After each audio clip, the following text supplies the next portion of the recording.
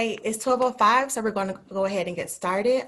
For those who do not know me, my name is Jazz Robinson. I'm an Adcraft board member, and I'm also a marketing analyst over at PepsiCo. On behalf of the entire Adcraft board of directors, I just want to say thank you all for attending today. This is going to be a really great presentation, and I'm excited for all of you guys to see it. As a nonprofit, though, we really rely on our members in order for us to give back and have these kind of programs, events, and networking opportunities. So thanks again for all of our members who are joining today. If you are not a member, go ahead to adcraft.org after the presentation and go ahead and sign up and register. Also, if you were a member in the past and haven't had a chance to renew, it's super easy. Only takes a few seconds, and you can also do that on our website. But again, thank you to everyone for your ongoing support. And I'm really excited about today's presentation. So if we can go to the next slide. So we just have a couple of events announcements that I want to go through today. We received such great feedback on our day show Tuesday Talk series that we're going to bring it back starting in September. So our first event is actually going to be on September 15th with Chris Cuomo. He's the anchor of CNN's Cuomo Prime Time. Registration starts today. And again, if you're a member, the price for the event is a little bit cheaper. So that's another incentive to become a member today.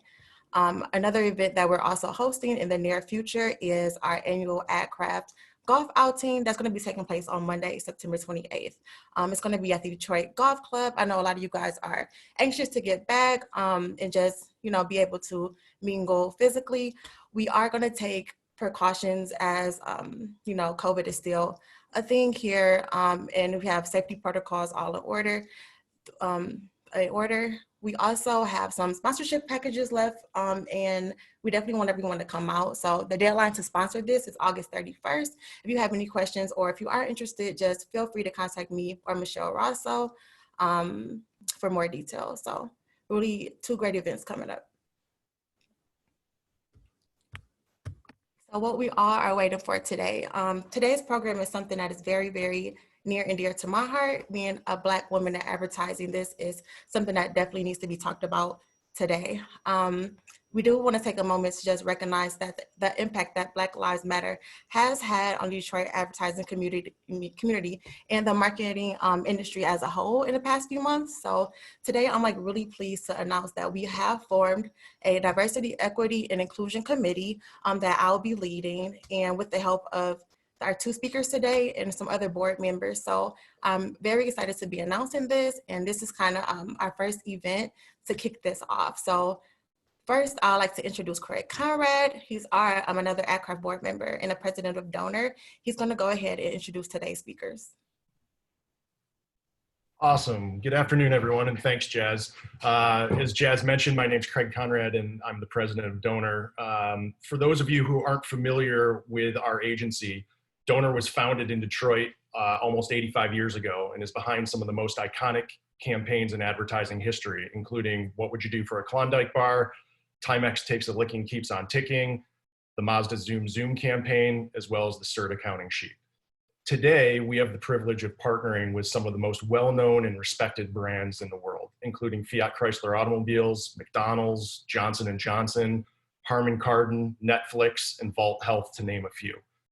This combination of modern and Main Street brands requires a wide range of content creation that not only excites consumers, but also helps connect brands with culture. And two of Donor's best and brightest, Andrew Lamar and Justin Norman, play an important role in doing just that. As Vice President, Associate Director of Strategy, Andrew is responsible for developing insights into target audiences and leveraging those insights to spark ideas that will resonate in culture and, most importantly, drive our clients' business. Beyond his marketing skills, Andrew also has a music background and is a hip-hop artist. Justin Norman, Senior Vice President, Creative Director, is what I like to call the Swiss Army knife of creative talent. He provides a unique blend of design, production, art direction, and digital chops. Justin was a key player in helping Donor win the Johnson & Johnson business last year and currently leads our creative efforts for Tylenol, Listerine, and Zyrtec, as well as for JBL, Harman & Kardon Audio. Like Andrew, Justin also has a background in music, both as a producer and as a songwriter. But beyond their advertising contributions, Andrew and Justin are helping our agency and our clients tackle much more important topics than just marketing, specifically the topic of race and equality. We are all saddened and disheartened by the racial injustice that continues to take place in America today, including the most recent atrocity of Jacob Blake in Wisconsin this past weekend. But frankly, many of us aren't sure what to say in our personal lives or in our professional lives, nor are we sure how to counsel our clients what's appropriate for them to say. Based on their experiences in life and in advertising, Andrew and Justin have put together their perspective on Black Lives Matter and how people and brands need to take action. They have been an invaluable resource to me personally, to our agency, and to our clients. And I'm confident that after today's session, you'll feel the same way. With that, I turn it over to two great and trusted partners, Andrew and Justin. Hello, everyone. Thank you for that, Craig. Thanks for the intro. Much appreciated. I will share my screen and kind of get us started here. So kind of before we get into this, some of the stuff that Craig talked about, I think is extremely relevant when we get into all of the things that have happened over the last few months. Me and Andrew have talked about this stuff extensively, and this kind of started from our own passion in speaking about these issues. Andrew himself is a part of a lot of Black Lives Matter issues and works heavily in different communities around the country, actually. And my experience with trying to help brands throughout crises like this have come together and culminated in this kind of more talk through deck than us really trying to present something to the group. And so this is a culmination of our thoughts based upon those experiences and some of our opinions on how to best speak to these issues as brands that may or may not have ever had anything to do with any types of civil rights issues. So the number one thing we get approached with as we've started to have these conversations is that, hey, I've never actually done anything as an organization, as an individual, as an agency. Does it feel disingenuous for me to come out now and say something right now? And we believe very vehemently that the over-politicization of this issue and using it for sales or using it to increase diversity goals and all these other things breaks down a lot of what is actually happening into inappropriately small sizes. You know, part of what we like to discuss and kind of the preamble to all of this really is this is a human rights issue, not a political issue. This is not just a black and white issue. These are people who are dying who shouldn't. And in that, when we speak to issues like this, there is a directness, a frankness, a truthfulness that needs to come from this that's not necessarily at all derivative of your political views. So today, just as kind of our introductory comments into this, we won't be talking about politics. We won't be talking about right and wrong as macro ideas. This is going to be a very direct and frank conversation, and we'd love to have the discussion afterwards on what you can say and what's actually happening right now in the world. And so with that, I know Andrew has a lot of perspective on that. I want to pass it to him before getting into some examples of brands and companies that we think are making the right steps forward. And then you'll see some towards the end of brands that and organizations that maybe made a couple of missteps. And the nuances in that conversation are important ones. So we want to make sure that we go over them so that everyone here at the end can kind of know where we're coming from, and we'd love to hear where everyone else is coming from. Andrew, did you want to add anything to that up front? Yeah, thanks, Jay. I think, we do a great job of doing that setup. Again, and just to repeat, this isn't about Republican or Democrat. There are Black Republicans, there are Black Democrats. There isn't about left or right. This is about human rights. And we want to make sure that we're grounded in that before we even move forward. Jay and I both don't look at this as some esoteric idea for us. The idea that Black Lives Matter and police brutality is a very serious reality that we face as individuals. I know Jay has personal experience with police and being pulled over and being very uncomfortable. I know I personally have experience with police brutality firsthand as a teenager growing up in Chicago and being the victim of police brutality in a completely innocent event. And this is something that we take very seriously. I work with several organizations across the country to actually bring light to inequality and injustice, also work with youth mentoring. So talking to that next generation to coach them up to be prepared to face these problems head on. And so proud of seeing what Gen Z is doing right now and being a voice of equality, not just being Black people speaking about Black issues or Hispanic people speaking about Hispanic issues, but as a human family speaking towards the equality of all and trying to move things forward. I think that's the number one thing that we need to remember when we're talking about this. And in saying something versus saying the right thing, speaking up about inequality and injustice is everyone's job. It wasn't created by one particular segment of society. It is a problem that we all must face and address. So as we move forward through this deck, again, a lot of this is going to be advertising based, and we're going to open this conversation up a little later. But we want you guys to look at this from the human lens as we move forward and not just from a business perspective lens. But again, adding that equality is everyone's job to attain and not just one person's. Cool. With that in mind, let's move forward to some examples. There are caveats with any company. No company, and even the ones that seem to be monoliths, are without scrutiny and having critical issues within their own organizations. And so this first example is a perfect example of that. Nike. Everyone kind of knows Nike's business practices have never been looked at 100% as good. Even in the comments on this particular post, you see people saying things about child sweatshops overseas. They've been battling that for years.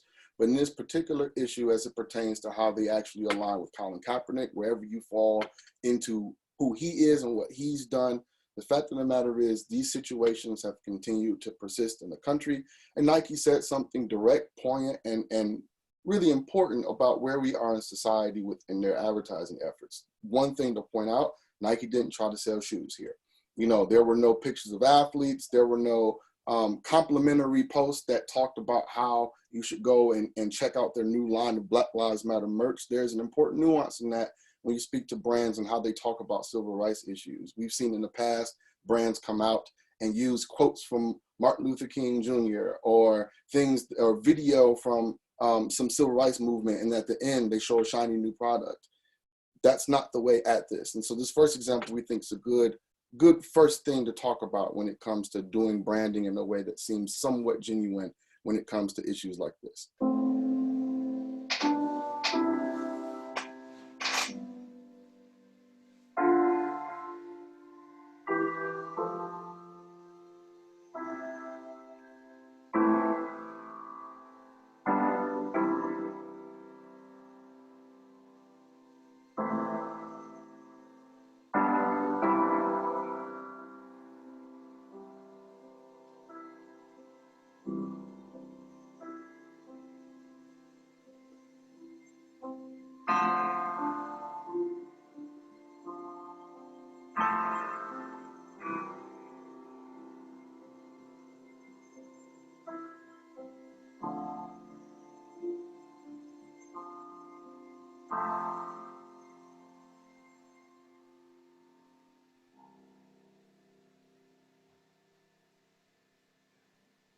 So in looking at this kind of messaging out in the world, there's something really important that they're touching on here. It's this idea that being silent because you don't have a real skin in the game, I'll say, to use a lack of a better phrase, I think is a mistake.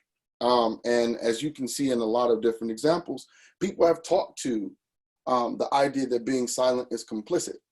Now, however you look at the narrative, only putting out one post, which we'll talk about a little bit later, that using your voice is good, but not necessarily good enough. At the very least in this, knowing that this is a global human rights issue, one that has spawned more protests, more activations, in the world than any other civil rights movement in the history of our world, multiple countries, multiple cities all over the world, you have to think to yourself as a brand, if you're going to be a part of a conversation, this is one that you should at least have some level of a stance on. And the interesting thing is when we see other global crises happen, brands take action very quickly. When COVID first began to ravage across multiple countries in the world, brands, including ones that we work with, hopped at it. What can we do? What resources can we put against this? How can we speak about this? What things can we do to help? And then when Black Lives Matter, a lot of brands, a lot of companies, a lot of organizations were very silent. Oh, we don't have a place to play in this. Our brand would feel disingenuous talking about these types of issues. And the thing that I always ask in those conversations, and me and Andrew have done multiple times, is do you have people that work at your agency? Do you have people that work in your company? Are there humans there? And they go, well, of course, yeah. I was like, well, then this is your problem too. What do you mean? These are people who are dying. Why don't you have skin in this game? And if you don't have any people of color in your company, well, that's an entirely different issue, right? You know, and so I didn't even ask, do you have Black people in your organization? Do you have other humans? And so when you look at messages like this, we have a platform and we have a duty to our Black members, employees, creators, and talent to speak up. I would say you don't even have to say the Black part.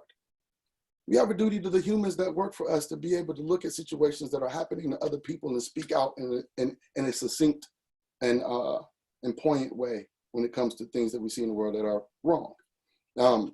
Mind you, every brand, every company doesn't have to be philanthropic in that way. It's not necessarily brands' responsibility to try to change the world all the time. But when you see things that are affecting people, societies, and industries at a fundamental, foundational level, I think these kinds of things are important to do.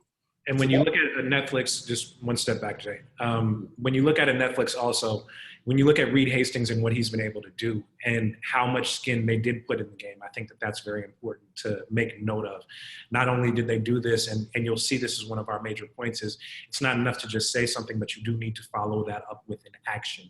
And you need to look at that action to be sustainable. When you look at what Reed Hastings did on putting $120 million of his own money towards HBCUs and education, putting up 2% of all of the capital that Netflix has into Black banks and making sure that they had that revenue. And the reason why they chose that 2% as a number was because that was where they could make a positive change and impact, but not affect the bottom line negatively of those companies if they created some kind of financial hardship within Netflix that then caused them to not be able to sustain that capital.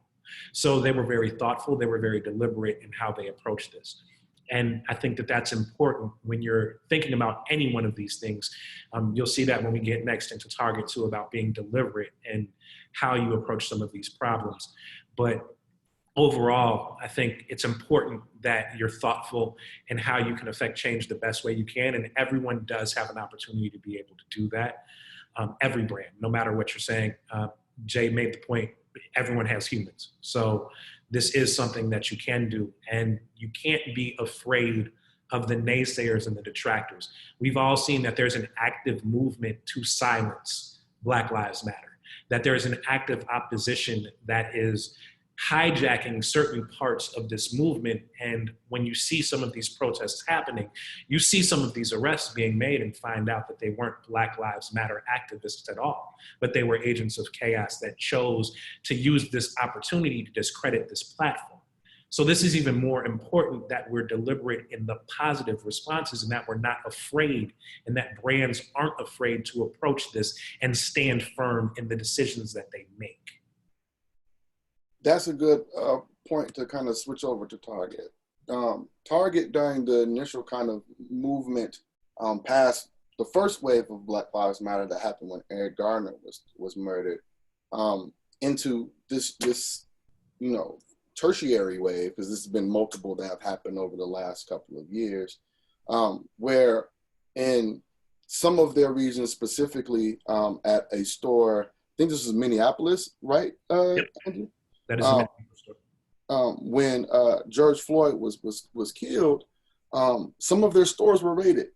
Some of their stores were damaged. There was a lot of collateral damage that happened when protests turned violent. And at the end of the day, Target had a real option, a real choice to make in this. They could either speak down to what was occurring, to condemn those who did something wrong, and to take the side of law enforcement and other people who were involved in trying to kind of calm the chaos, or they could support, or they could be silent. And in this, instead of playing up the damage and going, woe is me as a giant organization in the United States of America, they came down more into support of the people who were trying to do it for the right reasons, which is an incredible decision that they made, knowing that they actually took some level of a fiscal hit with one of their stores being damaged. Target on Twitter went to say, we are community in pain. That pain is not unique to the Twin Cities. It extends across America. And as a team, we're vowed to face pain with purpose. They had then a note that went onto their website speaking about the types of things that in communities Target is responsible for delivering, and that they are still committed to delivering those materials to the people and communities that exist there. Their team wakes up ready to help all families, and on the hardest days, we cling even more dearly to that purpose. As their CEO writes this, their merchant distribution teams were preparing truckloads of first aid equipment, medicine, bottled water, baby formula, diapers, and other essentials to help ensure that no one within the areas of heaviest damage and demonstration is cut off from needed supplies. And I think in terms of how to take your narrative as a retailer and use it to support the good of what is happening and not necessarily condemning the bad, I think this is one of the better ways of doing so. It takes purpose and less pride to go and do something like this in the face of your stores being defaced in a bad way. Target as an organization took a stand, and I think it's one that was positive during times that they were dealing with. And Target also took heat during Black History Month too for promoting Black-owned business and really driving forward the message of Black entrepreneurship. People said, what about other women in business? While they promoted a Black woman's line within Target and showed that she had a passion for being an example for African-American women moving forward. So, recently as February, they took some of that backlash, and then not only did they ignore that backlash, but they doubled down on their support for the Black community. And then this approach was no different, as people would have expected them to have that backlash and still react to the situation and not react to the cause and the root of the situation. That's where you see how they really shine through and were a great example of that, and then committed their own dollars, their own trucks, their own fleet to provide the same service that they would have done for that community anyway. So they still wanted to be that presence and provide the services that they had, although they were adversely affected. And part of that is reflecting on the idea that it is not the result that you should be looking at, but the root of where this problem lies in the systemic injustice that they're facing that is causing this negative reaction. And so still being that service was very powerful, and they faced what they called pain, which is the pain of the community losing people for unjust reasons, and then being able to have a purpose of still providing those services that they would any other way and using their resources to do so. So a pretty powerful message from Target there. And speaking of how to kind of take your message forward, there have been brands that have gone the route, as Andrew spoke about, when Netflix has done something big behind the scenes, their CEO has done something bigger himself. In a lot of ways, we look to leadership in situations like this as how we speak as organizations. And as you saw with Target, their CEO came out and wrote a note. We think that Citibank's, I think the CFO at Citibank did a really good job at expressing how he felt and Citibank's overall commitment to doing things right in communities. Once again, this supersedes other things that you can look about in finance and banking problems. But when you talk about human rights issues and how leadership can come up and speak up on something, this is about as direct as it gets. He writes out, "I can't breathe," 10 times. Those are George Floyd's last words. He was saying them pleading for his life 10 times while a police officer kneeled on his neck for 8 minutes and 46 seconds. This is unacceptable. He then says on Instagram, "Racism continues to be at the root of so much pain and ugliness in our society, from the streets of Minneapolis to the disparities inflicted by COVID-19. As long as that's true, America's twin ideals of freedom and equality remain out of reach." Then goes on to say, I'm proud to work at City, an organization that cherishes diversity and inclusion and is willing to stand up for those values when they are threatened. Whether it's working close to the gender pay gap in our industry or calling out the violence of white supremacists in Charlottesville, which we think is an interesting way of getting at, hey, we might not necessarily have a lot of skin in this particular game, but we want to stand for things. And this is adding to the list of things that we stand for. This wasn't necessarily 100% patting themselves on the back. This was them going and saying, hey, this is the problem that exists. We know that there are multiple problems that exist. And then he closes by saying these systemic problems will not go away until we confront them head on. So we must continue to speak up and speak out whenever we witness hatred, racism, or injustice. I know I will, and hope you will too, which I think is a great way to be inclusive in your messaging without trying to feel elitist. Oh, we've done a good job. Why is the world like this? We've seen this in multiple brands. We've seen this in multiple organizations. And then we've seen kind of the result of that, where you have 600 and Rising and other organizations coming out and saying, hey, prove it to us. Show us your diversity numbers. Show us the programs that you have that are actually affecting your communities, both locally, nationally, and abroad. What are you doing to actually change these things? It's not enough to just talk about it. What are you actually doing in the world? And so, like Andrew said, we'll get to more about that in our final closing thoughts. But we think that as a succinct message from someone in leadership at a large organization, this is a pretty good one of how to do this in media, right? Now, talking about platform, if you do have skin in the game and you are an organization that has done a lot in civil rights movements, it's been outspoken about your beliefs about things in general, and you have the leeway, the latitude in order to speak up loudly and proudly about something, you can go as far as Ben & Jerry's did. We must dismantle white supremacy. That is a very bold statement for any organization that sells anything to the American public to say, let alone ice cream. And so when you look at an organization that wants to stand for something, is unafraid to do so, there is examples, there is precedence of taking a strong stance on something and saying something that you truly feel like you believe.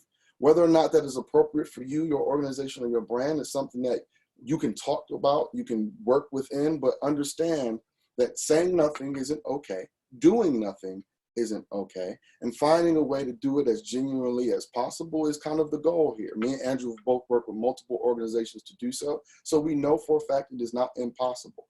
Don't look at the situation as being something that is out of reach or beyond your depths. Doing so will make you feel, look like, and sound like someone who was in support of the opposing thought, not someone who just decided not to talk at all. And Ben & Jerry's has also had a history of social justice. They fought for LGBTQ rights.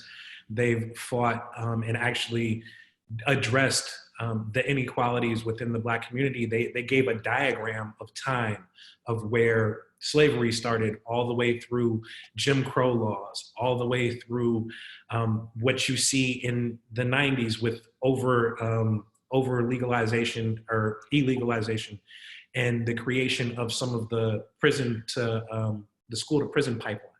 They literally set a timeline on their website to speak about how all of these injustices happened and how this is the idea of how systemic racism really affects people. They gave the Head Start diagram where it shows how generational wealth has created a head start for certain communities, and African-American communities have not had that same ability to have that head start. They are very much at the forefront of this. And I think when you build that credibility, you can make a strong stance and make a statement as powerful as this. So, you know, there's no time better than the present to get into the game and to say something. And once you say something, then you can build upon that legacy to be able to create more powerful statements later on. So I think this is a great example of how you started something so long ago that you can come out and say this, and it doesn't seem disingenuous. It doesn't seem weird coming from you. It's in your voice, and it reflects the beliefs that you've already established previously within your brand and organization. Absolutely.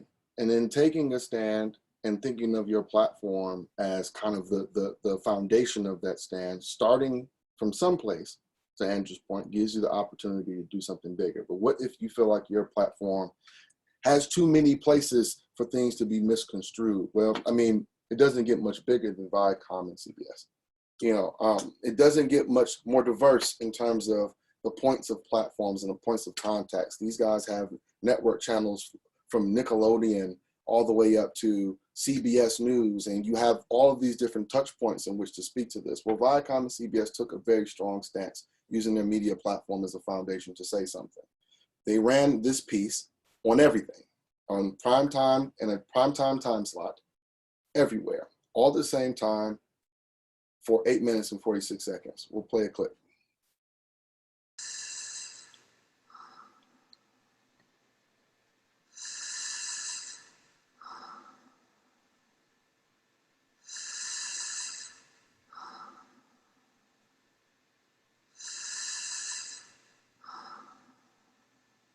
8 minutes and 46 seconds of I Can't Breathe, with a call to action saying join Colors of Change and countless others to call on public officials across the country to take real action with a place to actually take demands.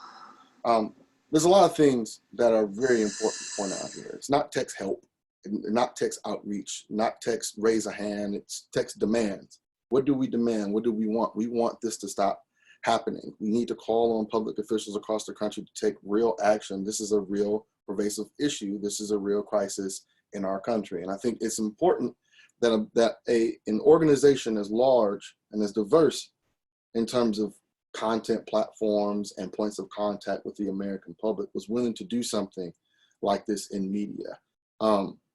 If everyone was willing to do this, awareness of this stuff would be much more plateaued. You have more people who understand kind of the basics of what is happening. There's a lot of politicization of what's going on, a lot of differing opinions, including Black Lives Matter as an organization differing from Black Lives Matter as a movement, and the confusion there because the organization of itself are doing things that sometimes contradict what the movement actually is about.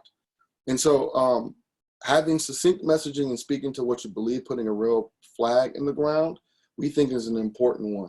And this is a strong show of force that this organization did across their multiple platforms. Andrew, do you want to add anything? Yeah, when you look at what they do in this particular area, it's important because they've profited off of a lot of Black entertainment.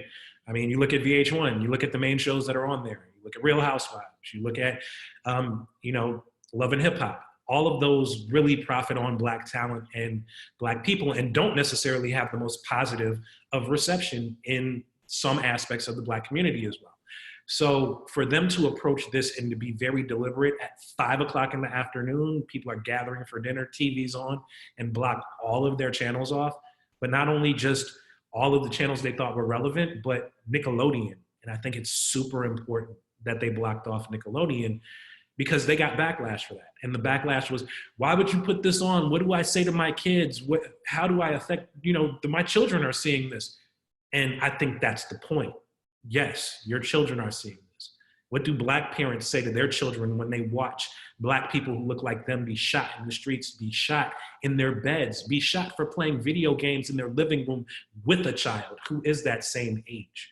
What do you say to them? And I think having this conversation and forcing parents, white parents, Hispanic parents, to have this conversation of why is this happening? It's a difficult conversation to have, but it brings awareness to that next generation to then help them along with this cause, to help them be a part of it and to explain to their friends at school, to explain to their teachers, they understand that there is injustice going on and ask difficult questions. Why is this happening? How can I help? Because we all know the minds of children. Children want to help their friends. Racism is a learned behavior. It's not something that automatically happens.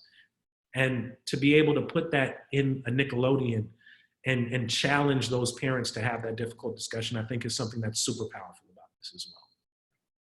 So with that, we know that, despite the intent, sometimes we say things wrong. We want to show some examples of things that we think could have been done better.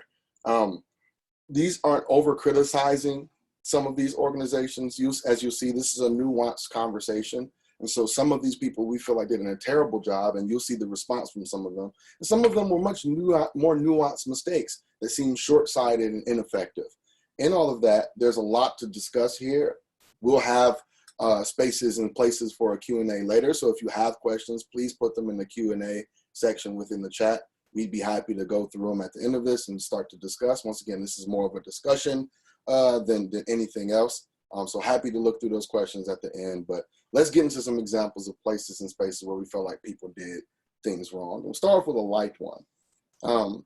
Before we get into it, this is kind of an example of what we're talking about, just so we have a baseline understanding of what's wrong. A lot of brands that come out into the world, especially when we had Blackout Tuesday and the beginning of Black Lives Matter, went to social media with a simple post that sounded something like this. We at Brand are committed to fighting injustice by posting images to Twitter that express our commitment to fighting injustice.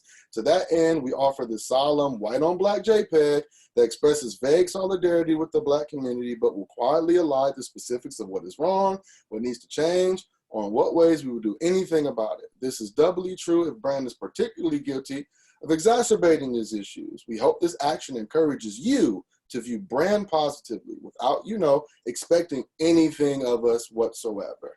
And so this is something that we seen multiple times in media. Not only are there brands who put out messages like this, but they just put a black tile on Black Tuesday and literally 2 hours later put up a post saying, hey, buy this thing we make.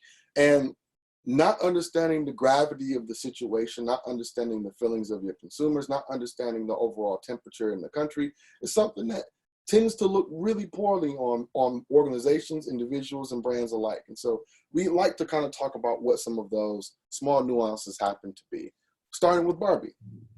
Barbie is a brand that's actually done a decent job in the last few decades of trying to show more diverse faces in their products, trying to be a little better in presenting different types of dolls. And we've also seen a movement in the dolls and toy industry of showing more Black, brown, Asian, all around more diverse faces in their products. But we know that since the 70s, Barbie has done a decent job at starting to change that narrative for them. In their message, though, we say we stand together, we stand in solidarity with the entire Black community, and we continue to champion diversity, inclusivity, and do our part to inspire the next generation. Now, in and of itself, it's not a terrible message. But at the end of the day, that's not what's happening right now. Diversity and inclusivity is an important thing that is needed to be addressed in our country, and especially in our corporate centers, for a very long time. But right now, there are human beings who are dying in the hands of police brutality. And the question is Barbie in the space to say something about that? To a lot of people, you'd say no. But to say that we're doing our part to inspire the next generation kind of misses the mark a little bit. If you want to really make a statement as Barbie in this situation, inspiring the next generation isn't necessarily the angle we would like to take. There are things we would like to change. And I think being a change agent requires you to be much more direct and much more succinct in the things you say in media than saying something from a brand standpoint that feels safe and on target. So a big issue here when you talk about trying too hard to stay out of the way would be the NFL. Now, any sports fan that's on the line here knows NFL has very checkered history with its Black players. And we know this from the way it reacted to the Colin Kaepernick issues, where it's acted to several different civil rights issues in the past. NFL has a weird history when it comes to working with Black folks in general. That being said, this particular message is egregious in multiple different ways. So I'm going to quickly read it, but then I want to break this one down because this kind of is the holy grail of what are you really trying to say. Yeah, this is the epitome of bad jobs. Me and Jay talk about this a lot. So the NFL family is greatly saddened by the tragic events across our country. The protesters' reactions to these incidents reflect the pain, anger, and frustration that so many of us feel. Our deepest condolences go out to the family of Mr. George Floyd and to those who have lost loved ones, including the families of Ms. Breonna Taylor in Louisville and Mr. Ahmaud Arbery, the cousin of Tracy Walker of the Detroit Lions. As current events dramatically underscore, there remains much to do as a country and as a league. These tragedies inform the NFL's commitments and ongoing efforts. There remains an urgent need for action. We recognize the power of our platform and communities, and as part of the fabric of American society, we embrace that responsibility and are committed to continuing the important work to address these systemic issues together with our players, clubs, and partners. NFL Commissioner Roger Goodell. Now, and on the surface level, there's nothing particularly wrong here, right? But that's kind of the problem. This doesn't say anything whatsoever. We're greatly saddened by the tragic events across our country. What tragic events? The protesters' reactions to these incidents reflect pain and anger. Why are we talking about the reactions? No, these people are actually in pain and actually angry and actually frustrated. And we don't really care how you feel as an organization in this. Be understanding of what's happening and bring empathy. Don't necessarily try to add yourself to the story. Your deepest condolences go out for 3 out of how many names, and then we get to the end and you try to connect the organization again to Ahmaud Arbery, who's loosely related to someone who works at the Detroit Lions. I'm not even sure who Tracy Walker is in Detroit Lions. I haven't taken the time to look this up yet because I'm afraid if I look her up, she may be like, I don't know, someone who works at the stadium or something. I'm not sure, but I haven't looked it up yet. The bigger part of this whole thing is when we get to the last paragraph. The last paragraph is a diatribe on the multiple things that are happening in the country and what the NFL stands for in doing something about the things that are kind of occurring that are it's systemic. And in no way, shape, or form do they actually commit to doing anything in particular. But what's the most poignant point in this whole post, you've seen some of the posts in this deck already. 1 to 2 sentences, a couple of things that we want to say. Maybe there's a link out to a more in-depth stance that the organization wants to take written by one of its leaders. That's not what happened here. This was it, 3 paragraphs that they put out on social media. And what ended up happening was you fail to see any kind of word that matters. Think about it. We don't say race. We don't say black. We don't say murder. We don't say systemic racism. We don't say justice. We don't say injustice. There is nothing, black, white, otherwise. There's no way you could write this post and not at the very least say black people anywhere in this whatsoever. The brief for this post had to have literally been written as such. Say something nice about the situation without mentioning black people, racism, injustice, police, brutality, any keyword that could trigger a reaction from our audience, please stay away from. Yeah, literally, me and Jay have argued back and forth. Like, this brief would be harder to write because the what not to say would be longer than the brief itself. And it's even more egregious that, they don't talk about anything specific. They talk about the tragic events. This could have been about Hurricane Katrina, literally. And people protesting about what's going on in a hurricane. This could have been about tornadoes, earthquakes. There's nothing in this that literally speaks to what has happened. And they got called out by their own players about it. Kenny Britt called it out in this comment at the side. When you look at just a few years ago, y'all didn't give a damn what was going on in this country. This is the fault. This is the NFL fault as much as it is the police. Y'all played a major part in this. So not only did they not just throw fuel onto the fire, but they've been called out for exacerbating this issue, for encouraging the whole movement of people who challenge this by Kaepernick taking a knee being penalized for protesting. They are literally the poster child of holding people accountable for wanting to hold people who did something wrong and murdered someone accountable. You attack the protesters, you do not attack the people who are doing the problem.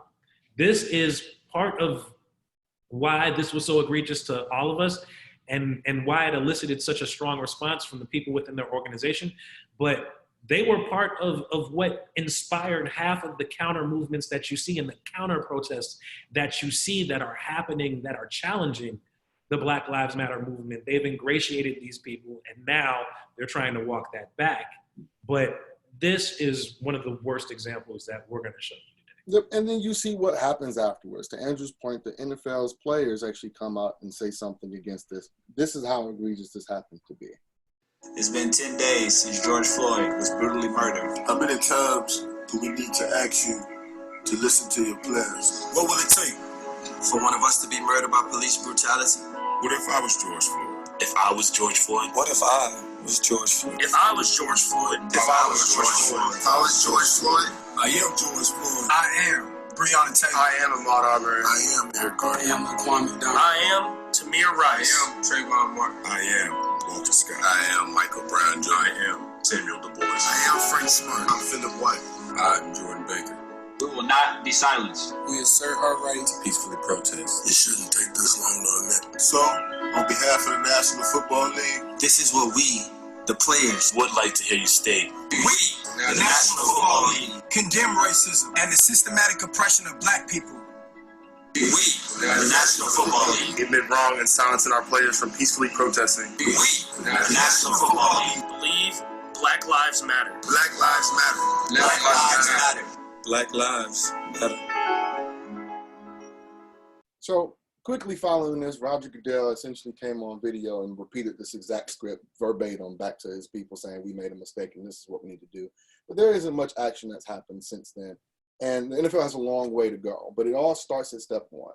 And so we're not necessarily here to condemn organizations for getting it wrong. This is kind of a conversation on how you can make this change and understanding where the misses are and where the narrative should shift. And so we believe that is the players speaking out is a good first step. Roger Goodell understanding where that's coming from, and hopefully there'll be change in the NFL in the future. And would I hold my breath for that? Nah, I don't know, but personally, maybe not. But but in terms of the reactions and actions of the people around the organization, I think this has begun the conversation for them in a deeper way than it was before. The last example that we'll show is Ford, and there's a reason why we left this as last, because we know maybe even some of the people in this organization on this Zoom call may have been aware or been a part of this post. And once again, these things are very nuanced. So once again, this is not us condemning or speaking down to anyone who's worked on anything. This is something we noticed and something we want to talk about. And so as of the time that we actually went and worked on this document, Ford put out this post as it pertains to Black Lives Matter. And there are a couple of things that are weird, but I'll read the statement as you guys look at the image on screen. Ford stands in solidarity with all people, especially Black and brown people, against injustice, racism, violence, and hate, with a Ford logo with a heart. And once again, in and of itself, that doesn't seem weird. There are a couple of things to call out here. One, starting a sentence in the middle of Black Lives Matter with Ford stands in solidarity with all people feels extremely short-sighted and tone deaf.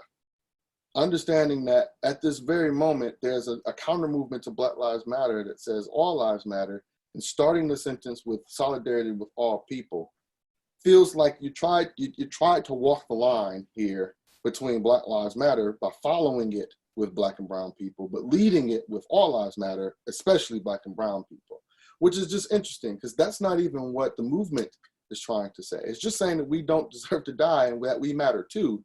But saying it in this way seems to add us as a secondary line, a secondary thought in this.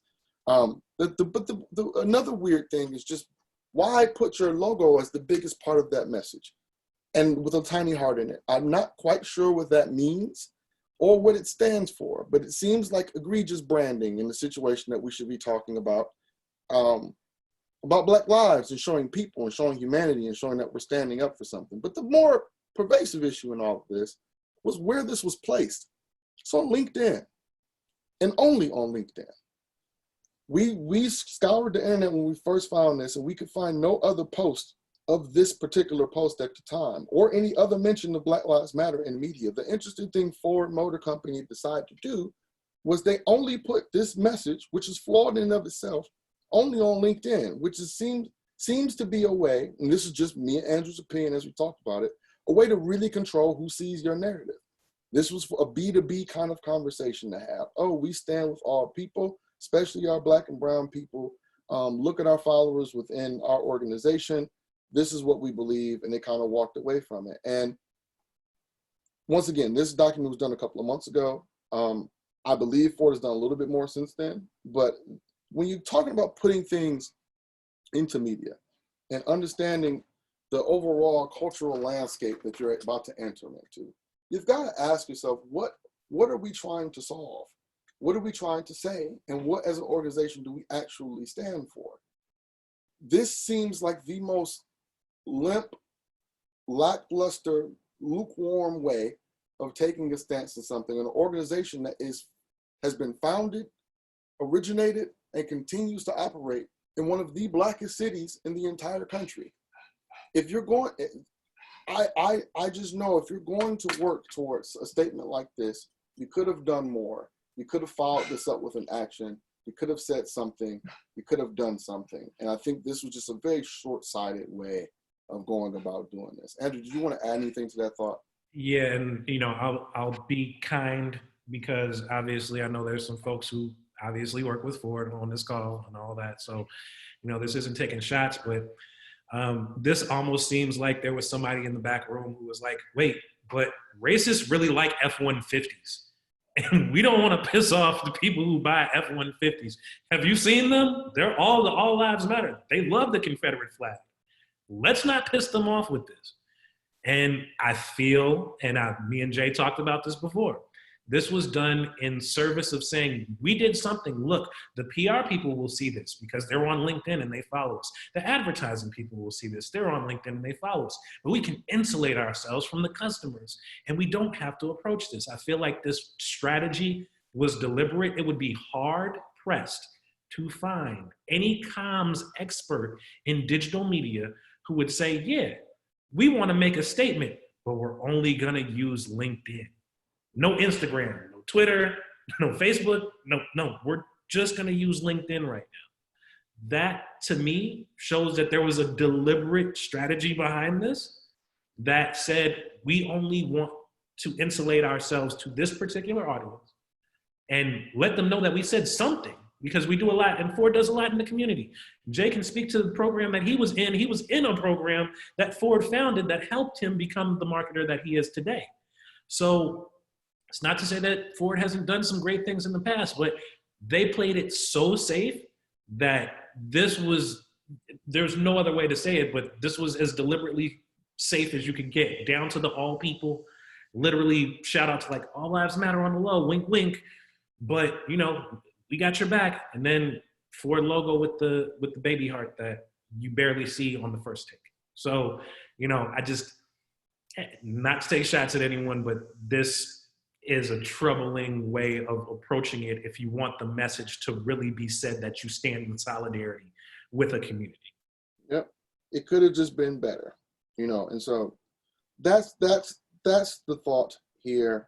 Kind of to wrap up and surmise, how do you support without offending? How do you do a good job? And in our exploration and through our examples and just working with multiple organizations over this year and trying to get it right, here are 3 points with maybe a fourth that we'll speak to live and direct as we answer questions to think about when you're talking about speaking to this community or about these issues at all.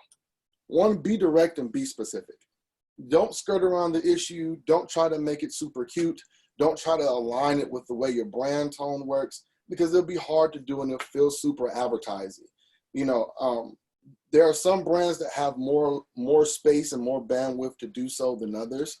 But to be honest, if Ben & Jerry's came out and said something like, down with the system, because that's not creamy, that would be really stupid. That's a cold way to treat people. Like, right. It'd be really stupid and ineffective. And just know the BS meter will go off immediately and no one will take your point seriously.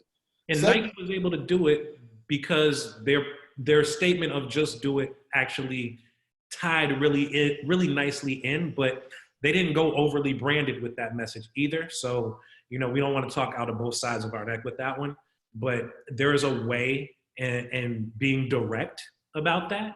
And if you can be direct and it's still in your brand tone, maybe that works, but the better thing is to be direct and be specific. 100%. Secondly is putting one post in the world isn't really good enough. It's one thing to stand in solidarity with people, but what does that mean? Saying that like Black Lives Matter on your social media is great, and having that tour de force, having that full group mind think with the world is an important show of force to everyone, saying that this is what we all believe in, but what are you actually doing? In the beginning, it was donating to organizations who actually had boots on the ground and were doing things, and that was appreciated. At another stage, it was changing your diversity and inclusion numbers, trying to make sure that more Black people had opportunities, and that's all fine. But follow your words with the level of action and things that you can do within your organization and outside within where your organization is placed to try to do something to make some level of change. It's not good enough to just say we stand with Black people. But once again, as we said at the beginning of this document, this is a human rights issue. let's protect people. Let's do what we can in our workplace. Do you have diversity and bias? Do you have unconscious bias trainings? Do you do things within your organization to make those small changes forward? There are a lot of them. I mean, me and Andrew have been working kind of tirelessly in trying to present options and ways at this. But there are things you can do as an organization to follow your words with action. But beyond the moment, which we're talking a lot about, this current movement of Black Lives Matter and movements that have happened before it, support beyond this moment. Like, if your organization is like 2% Black people, that's kind of silly. You know, if you've never done anything in your community to support people in marginalized communities, you probably should. We all work for organizations that have philanthropy budgets or do things pro bono or work here or work there and do things for people. There are ways to use your resources. There are ways to use the people who work with you and come together as community activists. There are places and things that you can do as either people, organizations, or communities to support this stuff beyond today. You know, there's something. It doesn't have to be a dramatic departure from what you're already doing. You know, nor does it have to be televised or broadcasted. Exactly. And, you know, me and Jay talk about this a lot with the brands that we work with. You know, within your vertical, there are things that you can do to affect change. Do you work in the financial sector? Okay, cool. Put a stake in the ground that if you're a bank, you're going to stop redlining. You're going to make sure that there are loans for people of color that can get them for small businesses, for what they want to do within the community, for community initiatives. What do you want to do? And put a stake in the ground and say, I'm going to stop the stat that by 2053, the Black household net income will be zero, or the net worth in a Black household will be zero. I want to stop that. And that is something that you can do within your vertical. If you're in a healthcare situation, do something about the fact that the Black infant mortality rate is 2 times higher than that of the white infant mortality rate, or that Black babies are 3 times more likely to die when in the care of white doctors than in the care of a Black doctor, or that Black women are 3 times more likely to die when giving childbirth, period. Do something about that. Those are issues that exist within your vertical that you can challenge. You don't have to change your brand DNA just to be able to go after something that you view as some pie in the sky goal. There are things that you're already doing. Do them for Black people and do them better. Period. And if you think by some way, shape, or form doing this feels preferential or seems out of bounds for what your brand and community things stand for, think about all of the other activities your philanthropy department or that you've done in community activism have been about.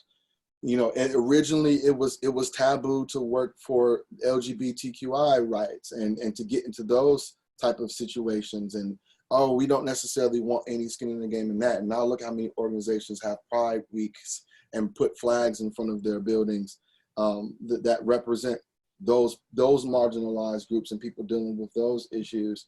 Look at what happened with COVID and how many organizations stepped up to support the healthcare workers and the frontline workers in that situation. I don't know how many countless signs I've seen that say, you know, heroes work here and things of that nature.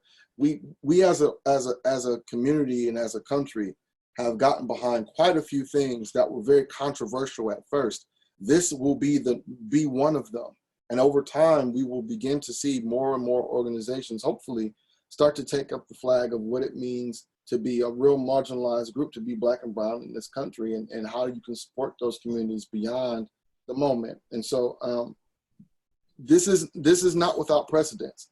And this is not an impossible thing to begin to fix. It really comes down to the commitment of us and people like us who are willing to go and take the step forward to say there's a problem and we're willing to do whatever it is in our power to add our resources to fixing the issue. And so with that, I know we've been going on for quite a bit. I'd love to. We got one more point. I forgot the fourth thing that Andrew likes. And then we can open up for questions. But that fourth point is it's not good enough to be non-racist. And this is how we normally enter into the discussion point of this. The idea of being non-racist is just being quiet when somebody's saying some racist things. I'm like, I don't believe that, so I'm not going to say it, right? You have to be anti-racist. You have to challenge those racist discussions. We all, you know, me and Jay joke around and we go back and forth all the time on this one, and it's like, Black people weren't in the room when white people invented white supremacy. It wasn't like we sat around one day and was like, you know what, we're cool with y'all being in charge. Go ahead, run with this. We're just gonna chill. No, that didn't happen. So it's not what happens when Black people are in the room, because everyone talks differently when the Black guy is around, when the Black guy is not around, when the Black woman's not around. What are people saying? And how do you challenge those misconceptions, those things when people say, what about Black on Black crime? They like killing each other, right? Why should we care about the cops? You don't pay other Black people, and most of the time, Black people go to jail if they kill another Black person. Civilians go to jail. Civilians are held accountable. Police aren't being held accountable. They're not, and that's part of the issue. That's why people are so upset. People are challenging that. We also pay their taxes. I didn't pay your taxes. I didn't pay my taxes for you to murder people who look like me. That's not what this is about. So to challenge this narrative, it's not about what Black people are asking you for. It's about what can you do when Black people aren't around to show that this is unacceptable, and for you to challenge the paradigm between the conversations that are happening at your Thanksgiving table with that racist uncle who gets a couple of sauces in them and starts saying all the wild things that people say. It's about when your friends are around and they're saying jokes that are about Black people that aren't cool. What are you doing to challenge those jokes?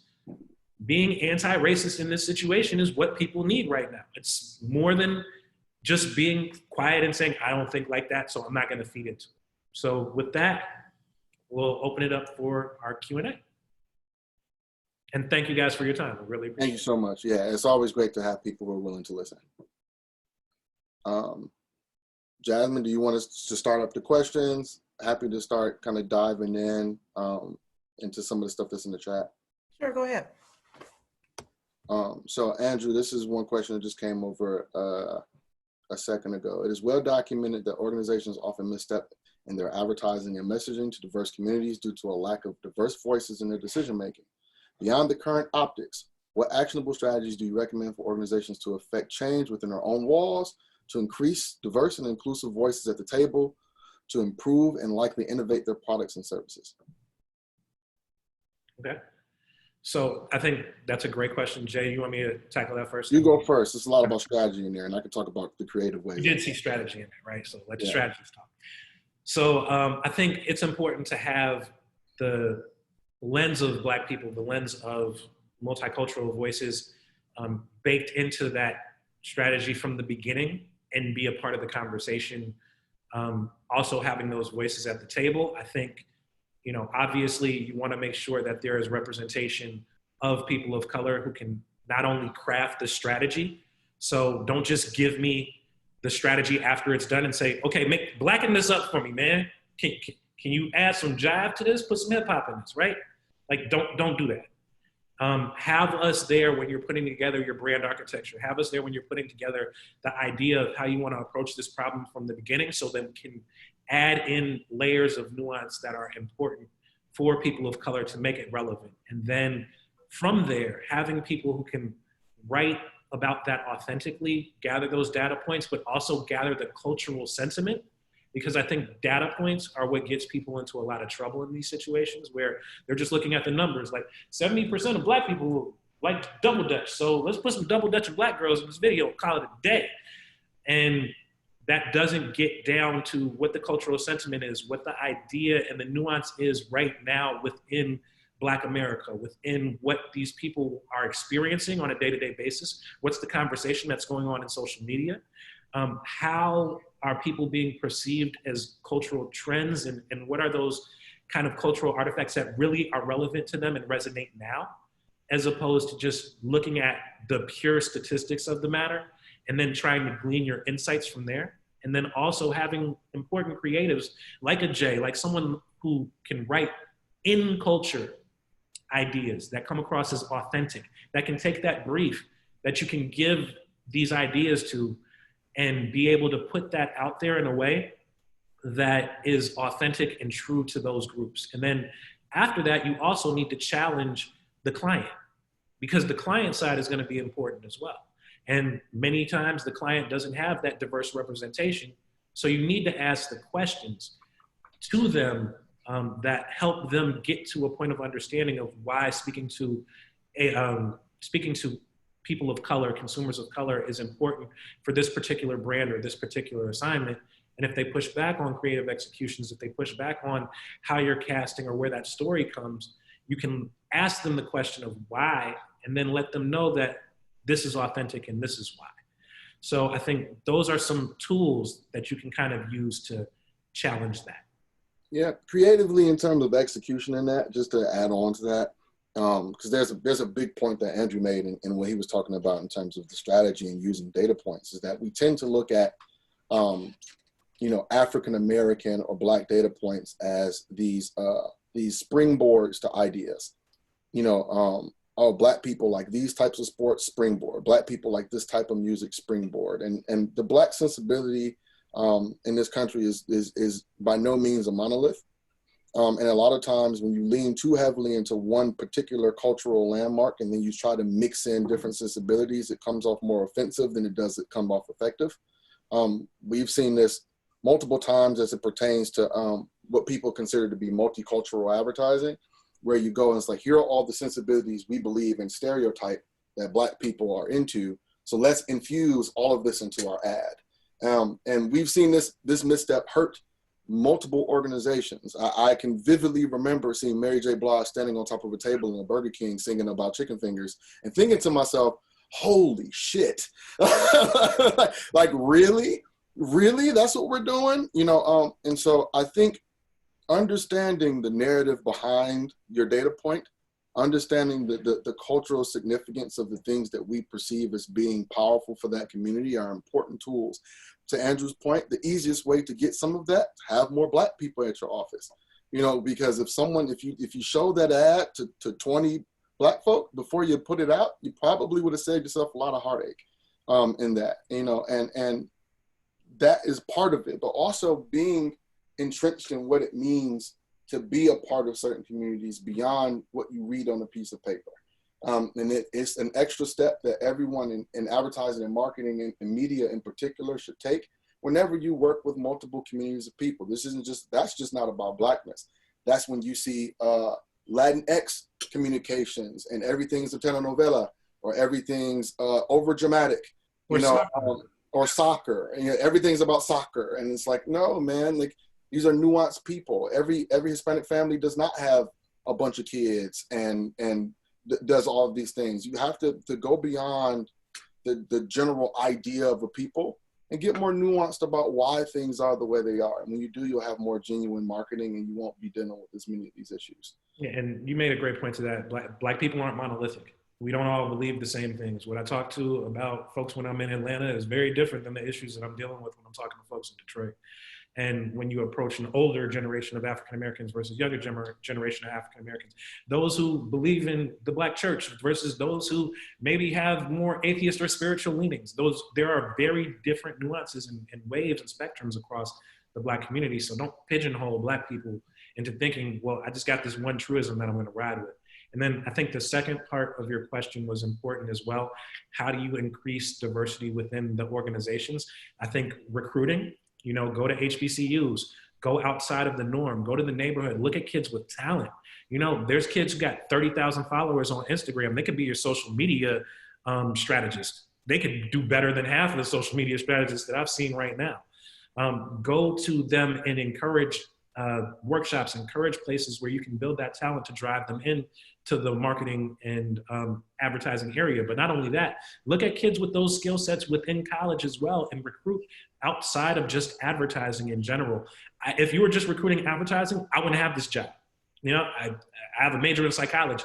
Yeah, psychology is important for advertising. It's important for strategy because it gives me the data points, it gives me the numbers, it gives me all of those things and looking at how to use statistics. But I never would have been in advertising if someone just said, we're only recruiting people from advertising. So that's one. So non-traditional avenues. Two, make sure when you actually bring these people into your organization that you have the bias trainings, that you have an environment that they can step into. Because if you bring a Black person from an organization into an organization that's 90% white, 95% white, and you just throw one or two Black people in there, they're not going to feel comfortable to be their authentic selves. And so you're going to get a watered down version of the Black person that you just hired. because it's going to be 25% black. They're going to code switch everything when they get to the gig, and you're not going to get the regular voice that they have when they're outside. You're going to get the, yes, well, I think that this happens, and is that okay? And they're going to be looking for these check marks because you didn't create an inclusive environment to where they feel empowered to share. So hire them in, not only just at entry level, hire them in at mid-level, at high-level positions. Put these people in positions of leadership so that their voices carry and their voices do matter, so then they can impact the larger goals of that organization, as well as the hiring, the practices, and things of that nature too. So I hope that helped Eileen. Yeah, with Lisa's question, we kind of started to touch on some of that. We started a D&I task force at our company and advice or ideas in approaching real change.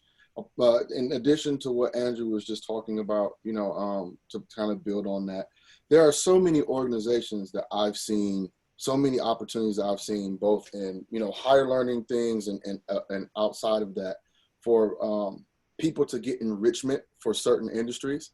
And whether that's leaving their current industry and doing something else, or from school, either high school or college, getting into things. One thing that's lacking since arts organizations have begun to kind of go away from public school systems, is just those enrichment opportunities for kids and young adults to actually learn more about industries and be a part of these things. I think overall, and Andrew kind of pointed this out earlier, one of my first art organization things I was a part of was Ford bringing us in to design those little cars that are all around the city. And it was the first time I got to see kind of a corporate room as a kid, drawing in a big design room. And those little things may seem insignificant, but they open up the eyes of people in marginalized communities to have the ability to learn that there are other things, even in their own neighborhoods, that are available to them. If you want to start at the base of things, that's a great place to start. Beyond that, to Andrew's point, empowering the folk that you do have and bringing in people who are in a position to actually affect the change in narrative as you continue to grow. Those are great places to start in D&I, and will cause ripple effects throughout your organization that will make it easier to create change over time. I'm going to toss this one to you, Jay. Go for it. And then I'll piggyback right after that. Do you feel that the NBA is using their platform to advocate effectively? Or do you feel that the resumption of play serves as a distraction from the larger moment, the Kyrie versus Austin Rivers argument? Well, you know what? That's an interesting question, because I think they both sides have merit in that conversation. Whether or not the NBA's platform is advocating for Black Lives Matter effectively, I don't think it's the NBA doing anything in particular in that. I think the players are trying their best to do certain things. I think Nike came out with the idea of putting different messages on the back of jerseys. Those things have some level of an effect. The idea that players who want to play shouldn't be able to is a weird one. That's more of a weird organizational thing about them. That I, in my opinion, if you don't want to play, you shouldn't be forced to play. That to me has less effect on Black Lives Matter than anything else. I have a hard time, and once again, this is an opinion, I have a hard time believing that that basketball is going to keep me from thinking about a guy who just got shot in my neighborhood. I think that's a gross oversimplification of our emotions as a community to say that people playing basketball are going to all of a sudden distract people from the fact that crazy stuff is happening in neighborhoods, especially from the stance that a lot of the players are still speaking out on some of these things. And so to say that one organization could somehow distract an entire community from a community issue, to me is inaccurate. But I understand the argument that's being made by the players. I just happen to disagree with it personally. Okay, and I'll add, just from my perspective, I do think part of the way that what happened with George Floyd and Ahmaud Arbery and all of that coalesced into this situation. And when you look at, Amy Cooper doing what she did, and then what happened with George Floyd and why it blew up so much was partially because of the inequality and partially because there were no distractions because of what COVID-19 was doing. And because people were trapped in the house, they were frustrated, they were isolated. The only thing that they had was social media. So yes, there was a little bit of a focal point of attention that kind of captured this moment in time and helped create a little bit more powerful movement, and people didn't have maybe a distraction. Now, I do agree with Jay's point that when Black people were dying, the NBA was going on when Mike Brown happened. They all put on T-shirts. They all said, we all had hands up, don't shoot on T-shirts. We all had I can't breathe on T-shirts in the NBA back then. So it wasn't like we weren't paying attention. It wasn't like those things weren't happening. The protests that happened in Ferguson still happened in an environment where there were sports. White people might not have been paying as much attention. And so I think that's part of how you get to that idea. So the players wondering, should we not be playing or not? That's a personal choice to me. If you want to make the personal choice to not play and you want to focus on this, cool. Then get out in the community, be out there in the front line, be organizing, donate some of that NBA check to some resources that can help some of these organizations. Do something. Just don't be sitting around. Like, don't say, okay, we shouldn't be doing, but then we're not doing shit. Because that's not going to help either. Like, I better see you out here.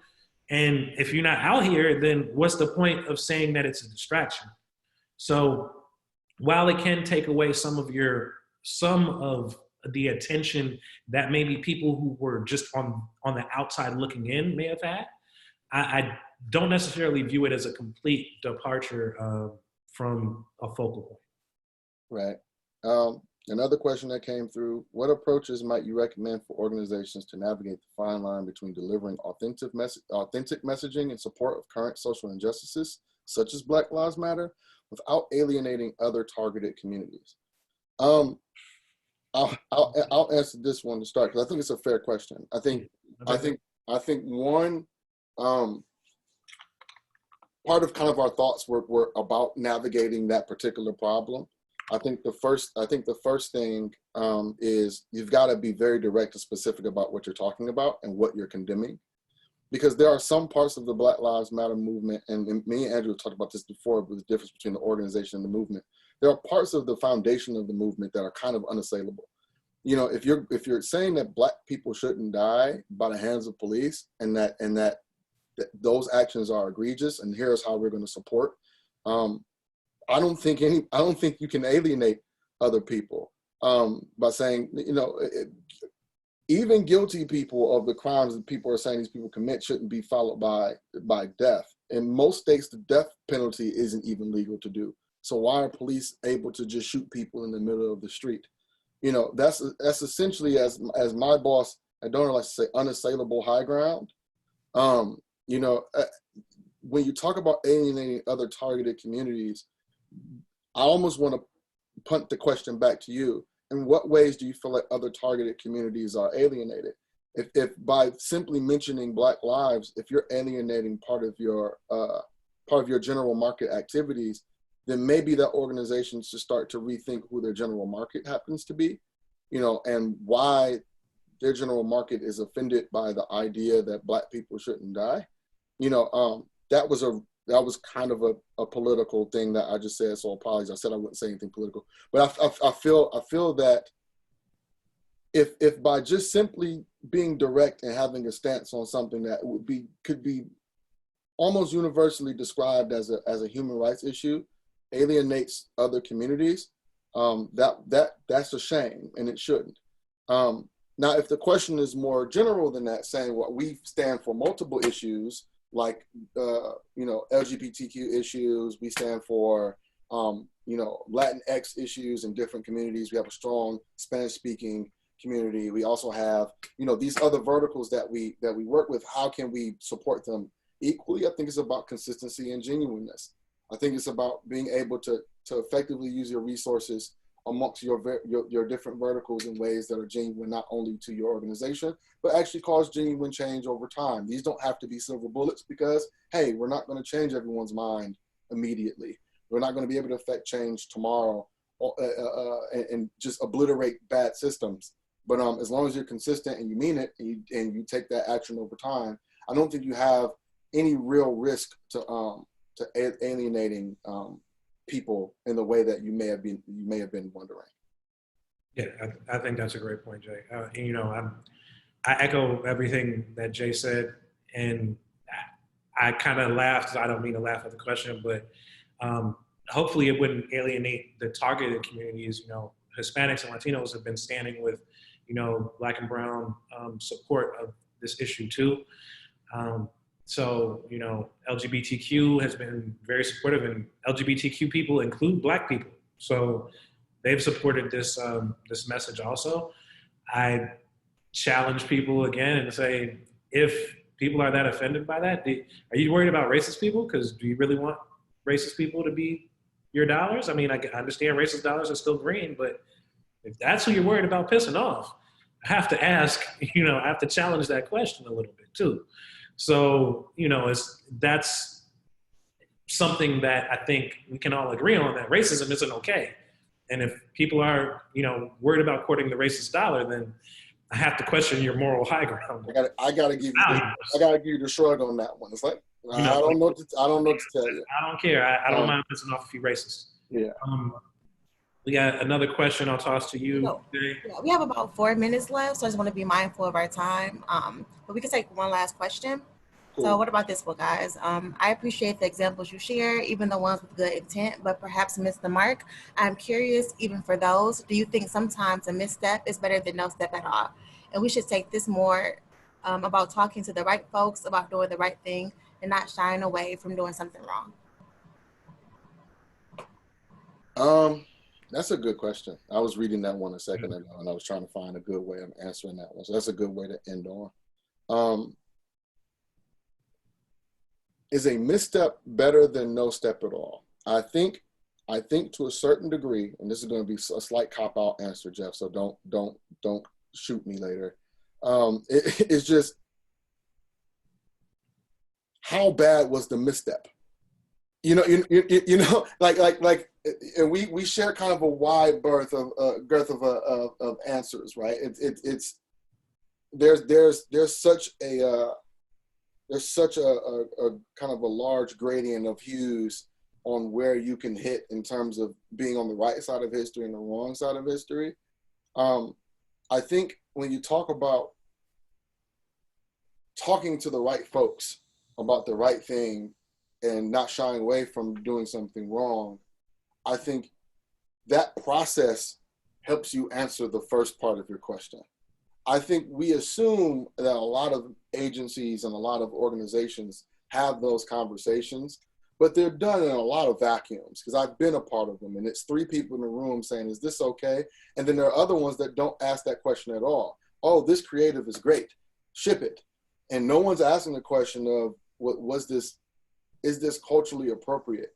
You know, and this is not in the sense of right or wrong, does this even hit the mark at all? You know, and I like to say this in meetings, especially when it comes to things that are philanthropic in nature, is what problem are we trying to actually solve?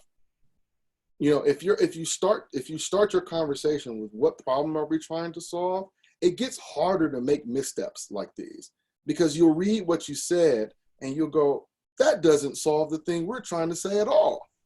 I think if you put the lens on it, that lens on it, you can navigate kind of the nuances a bit better. That being said, the genuine attempt, using all of the things that you're talking about, having the conversations, putting the messaging through its paces, speaking to the community, really digging in and being like, what problem we want to solve, that's never wrong. Right. I don't think that's ever wrong. And I think if you go through the process genuinely with the intent of truly trying to solve the problem, you'll end up on the right side of history every time. Now, that being said, you know, if you just quickly threw a message out and put it on Instagram, there's a good chance that you're rolling the dice 50-50 on that one. So, I mean, that's really how I feel about it. Andrew? I mean, I would say, and I know we're running up against time, you know, if you're strategic in your approach and you're very thoughtful about how you go about it, again, you know, problem solution or how to address this, then yeah, saying something, most times, it's like when somebody dies and you don't know what to say. You know, if somebody dies in someone's family and you're like, I feel like I have to say something. It's like, okay, normally people are like, what's the platitude? My condolences, if there's anything I can do, let me know. But you always try to say something because it shows some kind of empathy and that you care and that you're considerate, even if you don't know exactly what to say. You don't have to have the most beautiful or eloquently put together something, but as long as you say something that doesn't offend, I mean, you should be okay. The missteps happen when people try to get cute about the shit. There's one point in that example, that metaphor you just used is super important. I'll leave my thoughts with this. If you go to someone and you say, my condolences, if there's anything that I can do to help, let me know. You And better then be the around goes, as a matter of fact, there is. And then you don't, you're an asshole. And that's when it all breaks down. And so be prepared to actually follow those condolences. Be prepared to follow that sense of solidarity with an actual action. And then we can leave it at that. Jasmine, you want to say anything to close? So I think we're at time. I want to say thank you again to you, Justin and Andrew, for presenting to us today. We really appreciate it. We had a lot of kudos in the question and answer chat, so take a look at that afterwards just to see what people were saying. But again, appreciate it, and thanks everyone for joining us today. See you at our next event. Thank you.